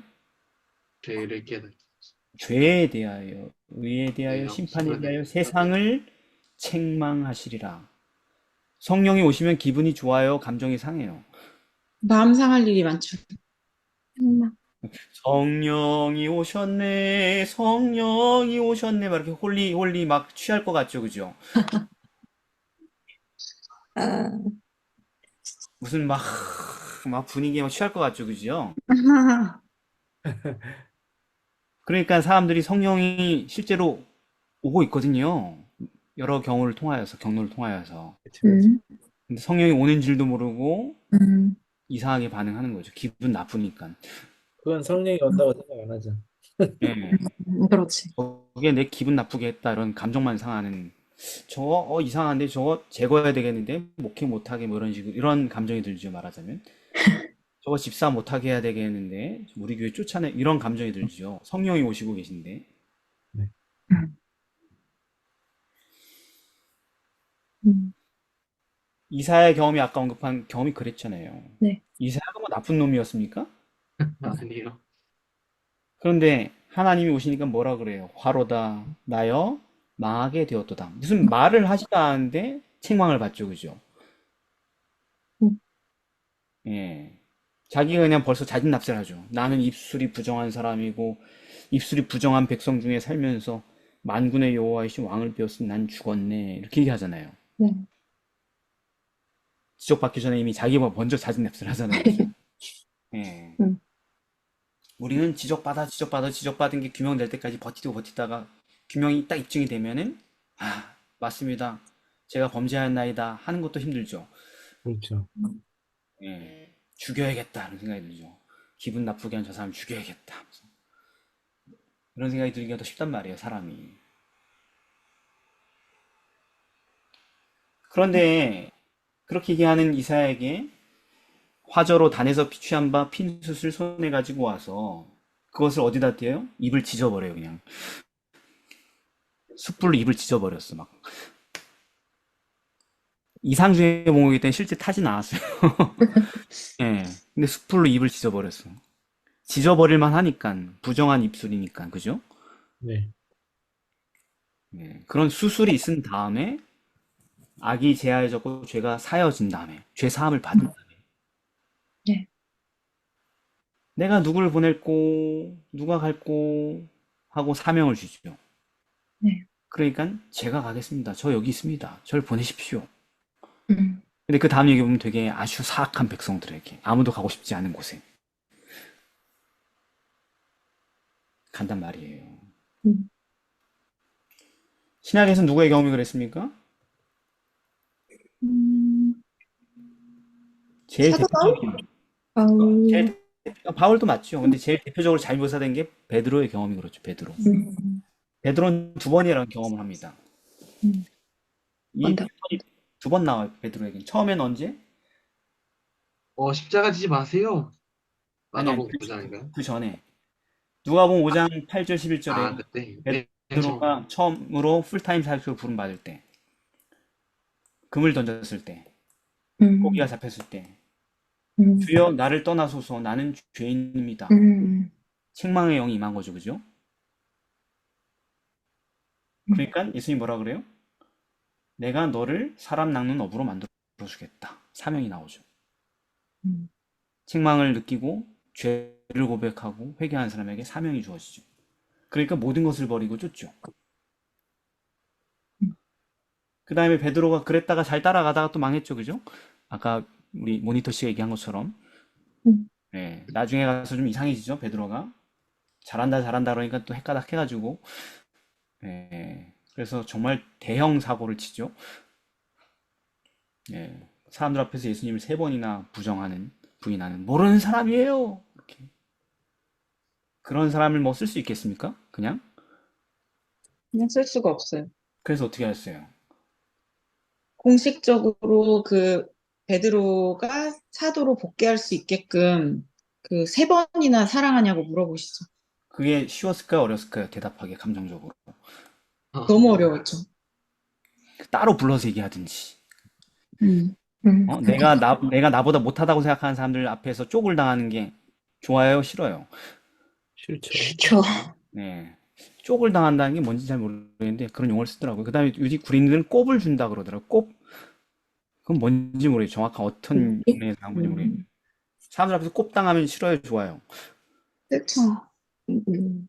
근데 예수님이 사랑과 자비가 많으신 분이 사람들 앞에서 지금 베드로를 공개 망신을 주고 있는 거죠.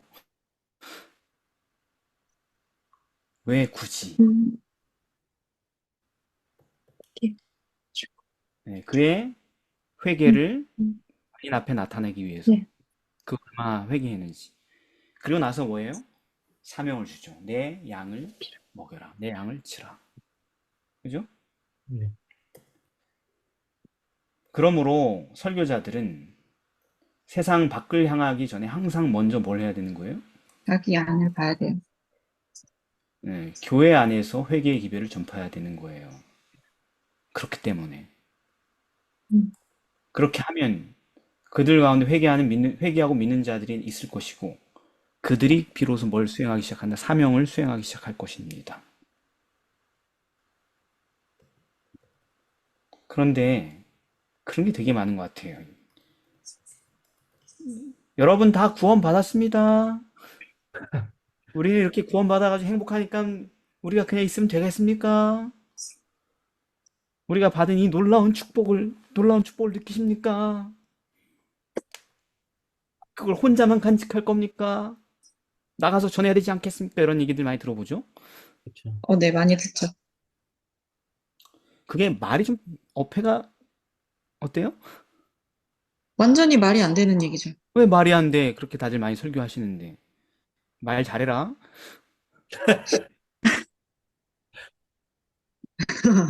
왜 겁이 나요? 아니요. 어떻게 해야 말을 잘하는 건가? 아니, 그러니까 왜 안 되는지 설명할 합리적인 이유를 대라고요. 그냥 아니라고 얘기하지 말고. 자기 마음이 무엇이 잘못됐고, 그래서 어떻게 구원을 받았는지를 모르는 상황에서 그냥 우리가 받은 은혜가 무엇인지도 모르는데 은혜를 받았다. 그렇게 이야기를 하면서 그걸 나누자라고 하니, 가진 게 없는데 뭘 나눌 수가 있겠으며, 그리고 무슨 은혜를 느꼈겠으며. 그러니까는 그냥 헛짓거리 하고 있는 거죠. 예, 물론 모든 사람이 다 똑같이 100% 이런 상황이다 저런 상황이다 이해할 수는 없죠. 그죠? 그런데 많은 사람들이 공감을 하고 있는 게 있죠. 오늘날. 우리가 사명 수행이 잘 돼요, 안 돼요? 현실에서? 안 돼요. 우리 모두가 공감하는 거잖아요. 목사들도 똑같아요, 우리도. 사명 수행이 원하는 만큼 그렇게 현실적으로 이루어지지 않단 말이에요. 맞아요. 목사들이 또 자기가 안 되면 또 어디다 분풀을 할 수 있어요? 성도들한테 책임 전가할 수 있죠. 왜 똑바로 못하냐고 여러분들. 네. 자기도 못하면서. 그죠? 또 이제 이 목사들 향해서 또 누가 이렇게 또 뭐라 할 수 있어요? 성도들. 행정자들이 뭐라 할 수 있죠. 왜 똑바로 못하냐고, 네 실적이 그러냐고. 그런데 또 그런 행정자들도 역시 또 어때요? 자기도 현장에서 너무 멀어져 있어 그런 일을 수행할 일이 거의 없죠. 그러니까 무슨 얘기냐면은 비난하자는 얘기가 아니고 그냥 우리 현실이 그렇지 않냐. 우리가 지금 교회가 다 무너져가는 걸 걱정해요. 너무 잘 돼가지고 자리가 없어서 걱정해요. 무너져가는 무너져가는 거예요. 전도회를 1년에 막 수십 번씩 해가지고 걱정이 돼요. 예산이 없어서 아니면 한 번 할까 말까예요, 요즘. 한번 할까 말까요? 우리가 이미 다 알잖아요, 현실을. 네. 그냥 전반적으로 어떤 사람들은 진짜 주님의 증인으로 복음을 증거하고 있는 사람도 있겠지만 그건 되게 소수의 케이스고 어딜 가든 전반적으로 복음이 전파되고 있지 않잖아요. 사명 수행이 제대로 되고 있지 않잖아요. 그죠? 네. 맞아요. 왜 그러겠냐고요. 말씀하시죠. 전도하기가 싫어서. 그러니까 전도하기 싫어. 왜 싫어? 경험이 없어요. 그러니까 무슨 얘기냐면은 내가 그렇게 행복하지 않아서 음. 내가 뭔 축복을 이렇게 누리고 있는지 잘 몰라서. 음, 내 가슴이 막 누군가에게 이런 놀라운 기쁜 소식을 공유하고 싶은데 이런 감동으로 뛰지 않아서. 왜냐면 나도 사는 게 힘들어서. 음. 내 코가 석자라서. 음, 그래서, 자꾸 밖을 향하지 말고 뭐부터 해야 되는 거예요, 예수님처럼? 아, 네. 네. 여러분, 예수님이 그 제자들을 쓸만한 일꾼으로 만들어가지고 내보내기까지 3년이 걸렸어요. 예수님도. 이제사, 비로소.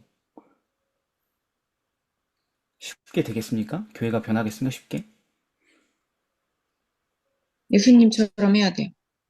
네, 어줍지 않은 성령의 놀라운 감동의 말씀이 3년 동안 주어진 사람도 이제사 되는데 쉽게 안 되는 겁니다. 그죠? 네. 그래서 아, 우리 자신도 마찬가지죠. 전도하려고 강박증에 빠진 사람들 내려놓으세요. 그리고 뭘 살펴야 돼요? 내 영혼의 상태를 살펴야 되는 것입니다. 내가 행복하고 내가 정말 놀라운 축복을 갖고 있으면 하겠죠. 어차피 강제로 하라는 게 아니거든요. 네. 자원하는 사람들에게 하라고 하시는 거거든요. 이 사명은. 그렇죠. 야, 대사명이야. 이거 안 들으면 다 죽어. 뭐 이런 얘기가 아니거든요. 니네 지금 되게 좋지. 네. 그거 나누고 싶지. 네. 그래. 그 사명을 줄게. 이런 거지. 나도 안 좋은데 가서 봉사해. 이게 아니라는 것이죠. 음, 예. 음. 자, 그래서 이제 그 16절로 가겠습니다. 거의 끝인데요. 왜 마가복음에서는 믿고 침례를 받는 사람은 구원을 얻을 것이다. 믿지 않는 사람은 정죄를 받을 것이다. 이렇게 마태복음보다 되게 요약이 돼 있죠. 그죠? 네. 마태복음에서는 그렇게 간단하게 써 있지 않잖아요. 가서 모든 족속으로 제자를 삼아 아버지와 아들과 성령의 이름으로 침례를 주고 내가 너에게 분부한 모든 것을 가르쳐서 지키게 해야 된다. 까지 있는데 그러면 진짜 엄청 많은 거잖아요. 해야 될 게. 음, 결국은 뭐예요? 내가 너에게 분부한 모든 것을 가르쳐 지키게 한 데까지 가야지 복음 사역이에요. 네. 그러니까 며칠 전도해가지고 되는 게 아니에요. 그죠? 그쵸. 굉장히 많은 세월이 투자되는 거예요. 음, 이거는. 음, 사명은. 그 마태복음에선 제자들을 삼아서 모든 명령을 가르쳐서 순종하게 하라고 했는데 왜 마가는 믿고 친애 받으면 구원받는다고 썼을까요? 이러니까 헷갈리지 사람들이. 저 친애 받았는데 저 구원 받는데 이런 얘기가 막 나오지. 그러니까 믿고 침례받는다는 것에 대한 개념이 마가가 쓴 것과 우리가 받아들이는 것이 다르기 때문에 이 오류가 오는 것 같아요. 지금 이게 마태복음에서 하셨던 말씀이 사실은 믿고 침례를 받는 것에 전부 거의 다 포함이 되어 있어요. 옛날에는 믿고 침례를 받으면은 자기가 신앙을 지키기 위해서 목숨을 걸어야 됐었는데, 왜냐면은 이런 침례를 받는 것을 자기의 믿음을 시인하는 행위였는데, 그렇게 시인함으로써 구원에 이르느니라, 뭐 이렇게 로마서 말씀이 있었던 것은 지금 우리가 이렇게 뭐 저는 예수님을 믿습니다, 이렇게 이야기한다고 구원을 얻는다, 이렇게 요즘 사회에서 이야기하는 그런 게 아니라 그 이야기를 함으로써 자기 목숨을 걸어야 될 때, 진짜 그럼에도 불구하고 시인하면 구원에 이른다라는 것이었기 때문에 그리고 이제 어 사실은 그 요한복음의 베드로의 에피소드도 그렇고 그러니까 자기가 죄인인 거를 시인하고 그리고 자기가 인성이 변화하고 이렇게 제자도를 가지고 살겠습니다라는 어떤 결심이 그 침례였다. 뭐 네. 그런 것이. 제 생각을 말씀드려도 될까요? 네. 오답을 아주 잘 얘기해서. 제가 생각할 때는 이때 마가복음이 기록된 당시가 어쨌든 그 AD 60년에서 70년경 초기 교회 그때였는데, 이제 그 다음 단계 아까 뭐 목사님께서 말씀하셨던 대로 그 마태복음에 나와 있는, 그러니까, 그런 어떤 실질적인 어떤 제자 훈련을 통해서 뭔가 이렇게 교회 역할이나 사명에 더 중점을 뒀다면 이 마가복음은 그럴 수밖에 없었던 게, 신속하게 복음이 전파되기 위해서는 우리가 믿고 침례를 받는 어떤 신앙의 어떤 기초를 다지고 그 다음에 그 일이 있은 후에 여기 사도행전에 보면 너희는 몇 날이 못되어 성령으로 침례를 받으리라 했던 것처럼 그 다음 단계에 이르러야 그 다음에 온 세상에 또 땅끝까지 그대 증인이 되는 그런 단계를 밟을 수 있어야 했기 때문에 그랬을 것 같아요. 그러니까 제 말의 요약은 그러니까 마가복음은 굉장히 교회가 복음 전파 신앙의 기초를 다지는 중점을 두었다면 마태복음의 내용은 뭐 아까 얘기했던 대로 그런 구원의 조건을 제시하는 것보다는 그 이전 다음 단계에 대한 어떤 그런 역할과 사명에 대해서 더 중점을 두고 기록한 것이 아닐까. 그냥 시기적인 면으로 봤을 때 아, 그럼 개인적인 생각이신가? 어떤 주석을 참고하신 겁니까? 개인적인 생각인데요. 아, 예, 좋습니다. 약간 주석자처럼 얘기하셔가지고, 예. 예. 근데, 좋습니다. 좋습니다. 근데 이 마가복음은 이렇고, 요한복음은 이렇고, 이게 없습니다. 성경은 아시죠? 네. 다 똑같은 얘기예요. 다 똑같은 얘기예요. 다른 얘기를 할 수가 없어요. 왜냐면 저자가 누구니까? 하나님이십니다. 예. 성경에 저 사람들 전부 다 기자예요, 기자. 기록자들이죠. 네. 저자는 하나님이신 거죠. 그러니까 똑같은 얘기를 할 수 있어야, 모순된 얘기는 없다라는 거예요. 오늘 계속 살펴본 것처럼. 네. 그래서 이거는 믿고 침례를 받는다라는 말의 의미가 우리가 생각하는 거랑 다르다는 그 말이 맞는 것입니다. 무슨 얘기냐면은, 침례는, 우리 이미 쭉 살펴본 사도행전 22장이나 2장이나 이런 데 보면은 죄를 씻기 위한 예식이었죠. 그죠? 네. 침례를 받고 죄를 사함을 받으라. 죄 씻으라. 그 죄를 버리겠다는 고백이에요. 죄에서 벗어나겠다는. 그리고 죄를 하나님께서 예수님을 통하여서 나를 용서하셨다는 것을 받아들여서 내가 죄를 버린다는 고백이고, 그리고 사도행전 2장 41절이나 고린도전서 12장 13절에 보면은 그런 무리인 교회에 내가 세상에서 떠나서 일원이 되겠다라는 예식인 거예요. 침례를 받으면 제자가 된 것이고, 그리고 한 몸이 된다라고 했으니까요. 그죠? 그런 사명을 가지고 그런 어떤 신념을 가진 사람들과 함께 하겠다라는 결심인 겁니다. 공공연한 결심인 거죠. 고백인 거죠. 신앙 고백인 것이죠. 그런데 결국 침례란 뭐냐? 아까 우리가 처음에 부활을 기념하는 예식이 뭐라 그랬어요? 침례. 네. 침례라 그랬잖아요. 근데 그 부활을 정말로 기념하기 위해서 어떻게 해야 된다 그랬어요? 예수님처럼 살아야 된다. 의로운 삶을 살아내야 된다라 그랬죠. 그죠? 네. 예. 그래서 예수님이 죽은 자에서 가운데 다시 사신 것처럼 로마서 6장 4절 새 생명 가운데 행하게 하려 함이니라 이렇게 돼 있잖아요. 죄인 김영호는 죽고 이제 그 죄가 아닌 하나님의 뜻을 따라 사는 삶을 살겠다라는 게 뭐였어요? 침례였던 거죠. 네. 결국 침례가 뭐냐? 믿음과 순종을 연결하는 다리예요. 그리고 믿음의 첫걸음이고 최초의 신앙 여정에서의 순종인 것입니다. 침례가. 그러니까 그 침례는 뭐냐면 내가 예수님을 믿기 때문에 하나님의 모든 말씀을 내가 이제 기꺼이 순종하겠다는 서약이 침례인 거예요. 그렇게 믿고 침례를 받았던 그들은 구원을 얻었습니다. 아시겠죠? 네. 그런데 오늘날 침례는 어떻게 분리가 될 수 있는 거예요? 뭐가 없어질 수 있는 거예요? 오늘날 침례는? 죄사함과 순종 이런 게 없어요. 일단 아니요, 죄사함은 있을 수 입교 있어요. 절차? 하겠다는 서약. 그러니까 입교 절차로만 쓸 수도 있어요. 어떤 경우에는. 그죠?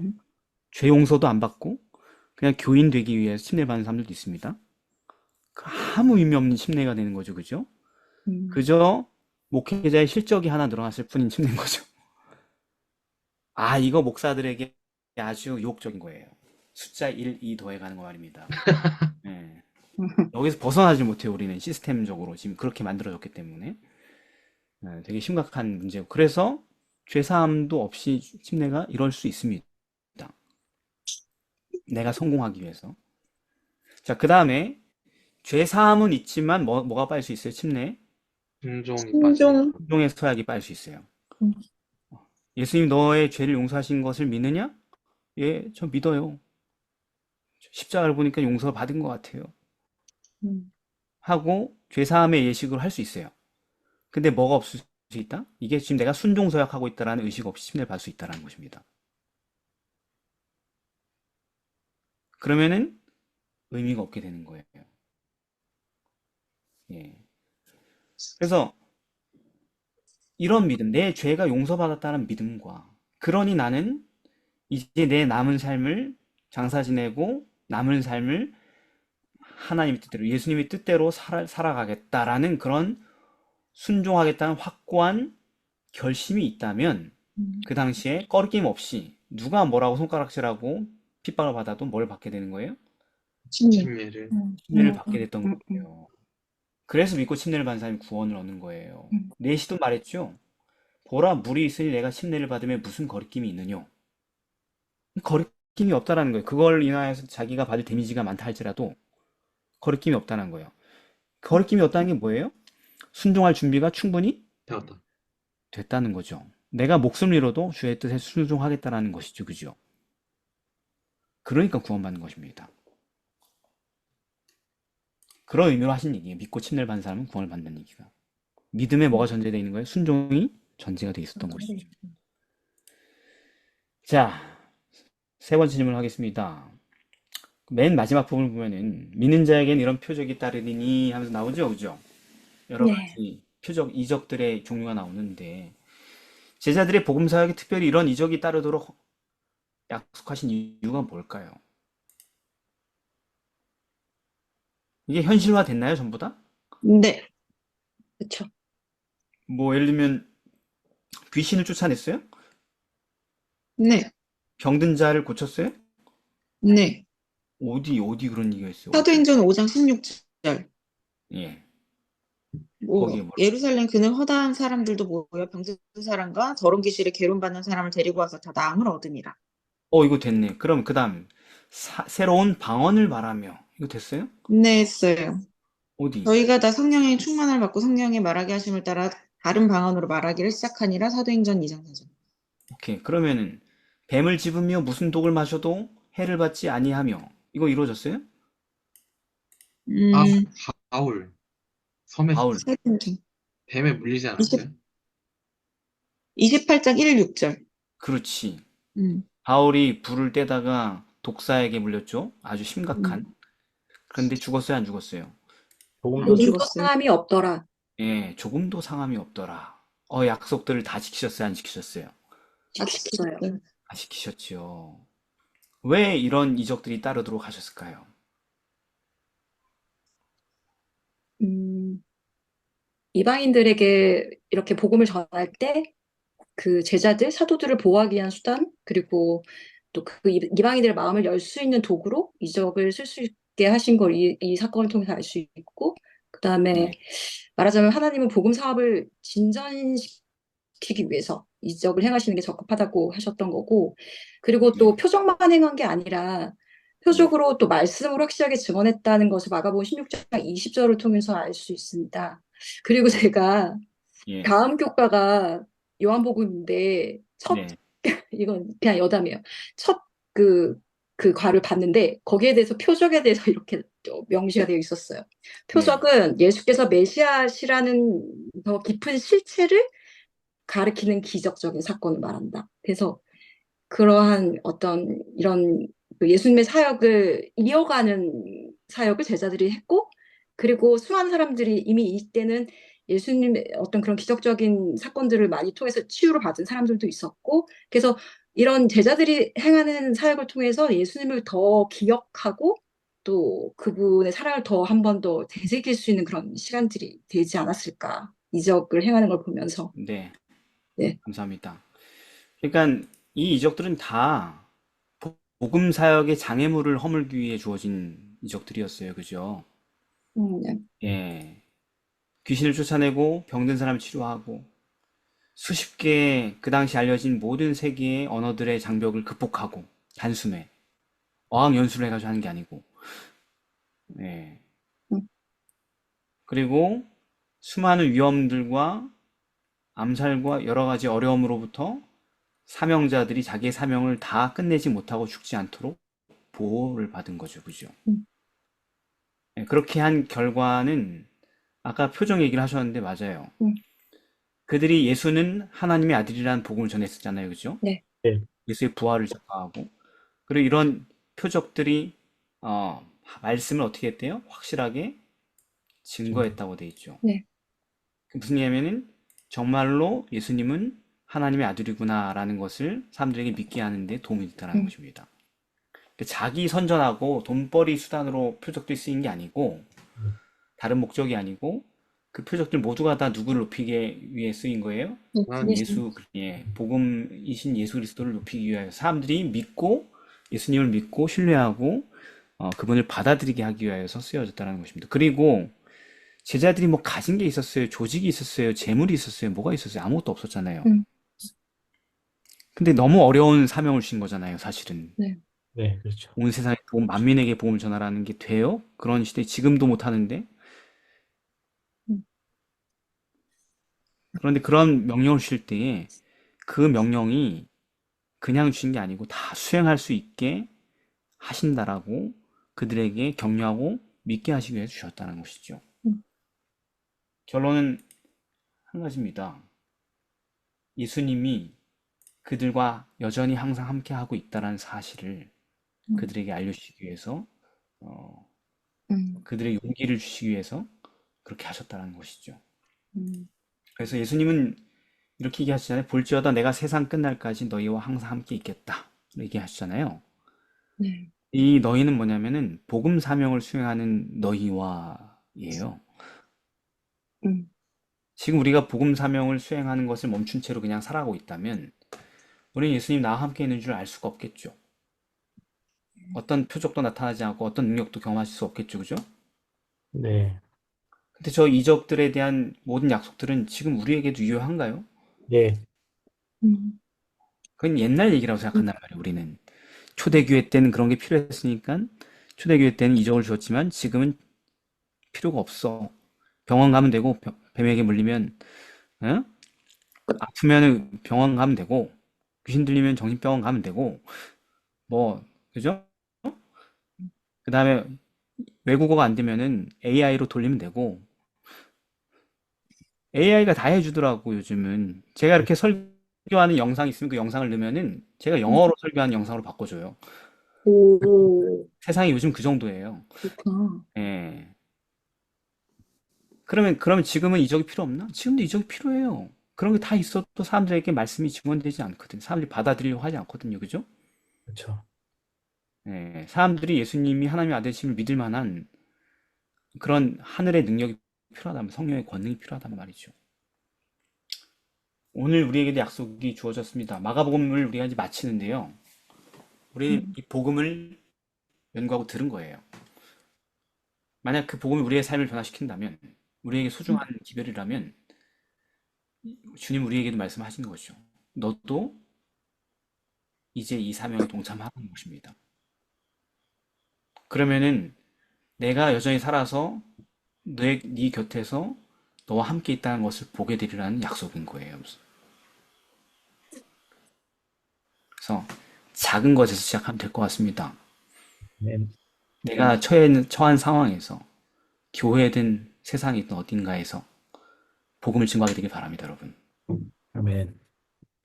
기도하겠습니다. 사랑의 아버지 하나님, 이제까지 마가복음의 전 장을 우리가 총체적으로 살펴보고 복음이 무엇인지 이 여정을 걸어올 수 있도록 알게 하시니 감사드립니다. 아멘. 아버지 하나님, 사도들이 그렇게 온전해지지 못하다가 마침내 온전함에 이른 것처럼 우리도 이 복음의 여정에 걸어가게 하여 주옵시고 마침내 변화되어서 주님을 증거하는 제자들 되게 하여 주옵시길 예수님의 이름으로 기도드립니다. 아멘. 아멘. 네.